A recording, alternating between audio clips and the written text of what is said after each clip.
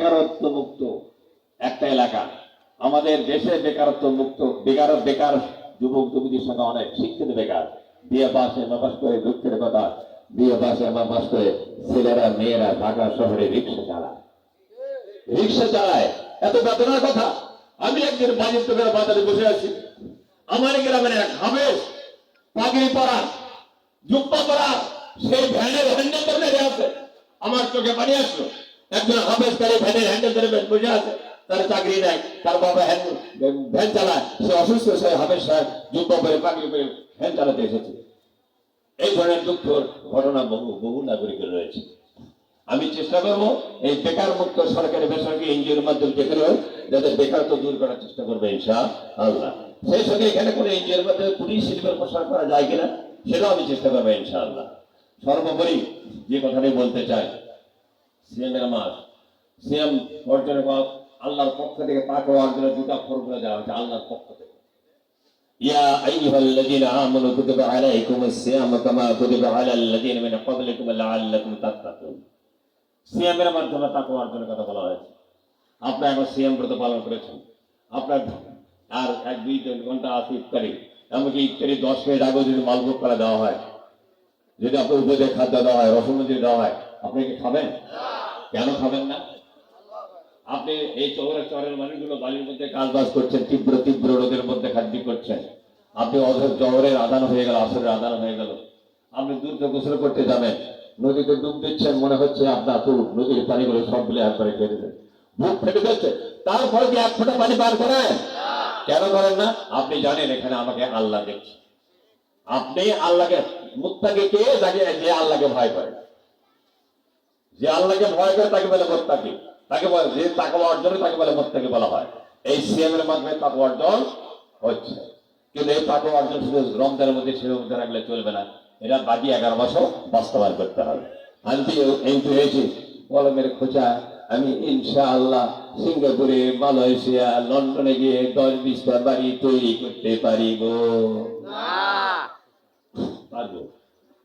কিন্তু কাফের হয়ে যেতে হবে, মুনাফিক হয়ে যেতে হবে, মুত্তাকি হতে থাকতে পারবো না, ঠিক না?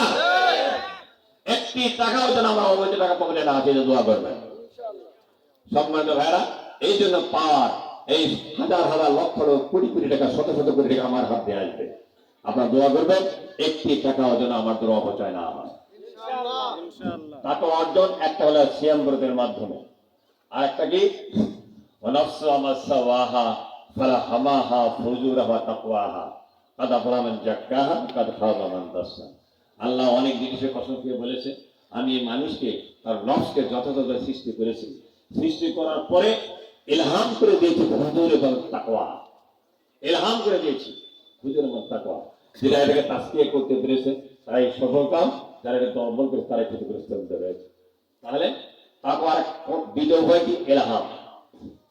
ইলহামের মাধ্যমে তাকওয়া অর্জন করা হয়। আপনি বলতে পারেন আমি আলেমের পীর নেই, মসজিদ মাদ্রাসা যাই না, কোরআন শরীফ পড়তে যাই, মুত্তাকি কেমনে হব? এই কথা বলার সুযোগ নয় এই আয়াতে নেই। আল্লাহ বলেছে আমি ইলহাম করে দিয়েছি প্রতি প্রাণের মধ্যে, শুধু মানুষ নয়, প্রতি প্রাণের মধ্যে ইলহাম করে দিয়েছি হুজুর এবং তাকওয়া। পাপের কাজ এবং পুণ্যের কাজ, শয়তানের পথ এবং আল্লাহ পথ, বেহেশতের পথ আর দুজকের পথ আমি ইলহাম করে জানিয়ে দিয়েছি। এটাকে যারা তাসকিয়া করতে পেরেছে তারাই সফল কাম হয়েছে। ইলহামটা কি? আপনারা দেখেন এই যে বাবুই পাখি বাসা তৈরি করে না, ওই পাখি কি কোনো ইঞ্জিনিয়ারিং ইনস্টিটিউটে ট্রেনিং দেওয়া হয়েছে? কোন ইঞ্জিনিয়ার ট্রেনিং দেওয়া হয়েছে? যে ক্ষমতা বলে, যে জ্ঞানের বলে লতা পাতা দিয়ে পুরো প্রাণী সুন্দর পাখা তৈরি করছে, এই জ্ঞানের নাম ইলহাম। হাঁসের বাচ্চা ডিম ফুটে বের হয়, একদিনের বাচ্চা পানিতে শরীর ছেড়ে ফেলে কি ডুবে মরে না? ডিমের মধ্যে হাঁসের বাচ্চা সাঁতার কেটেছে? কাটেনি। যে জ্ঞানের বলে, যে ক্ষমতার বলে একদিনের হাঁসের বাচ্চা পানিতে সাঁতার করতে পারেন নাম ইলহাম। মৌমাছি ফুলে ফুলে পৃথিবীর শ্রেষ্ঠতম খাদ্য মধু, শ্রেষ্ঠতম আল্লাহর প্রদত্ত শ্রেষ্ঠতম খাদ্য মধু, যদি কৃত্রিম মধু পাওয়া যায় এখন, সেই মধু তৈরি করে একটা কীট মৌমাছি। এখন দুপুরবেলা মৌমাছি কোনো ফুলে দেখবেন না, সকালবেলা সন্ধ্যার আগে দেখবেন সে ফুলে ফুলে সেই আবার ধুতুরে ফুল নেবে না, বিষাক্ত ফুলে অবশ্যই নেবে না, ফুল ফুটে রস ভেঙে মধু তৈরি করে সেই মধু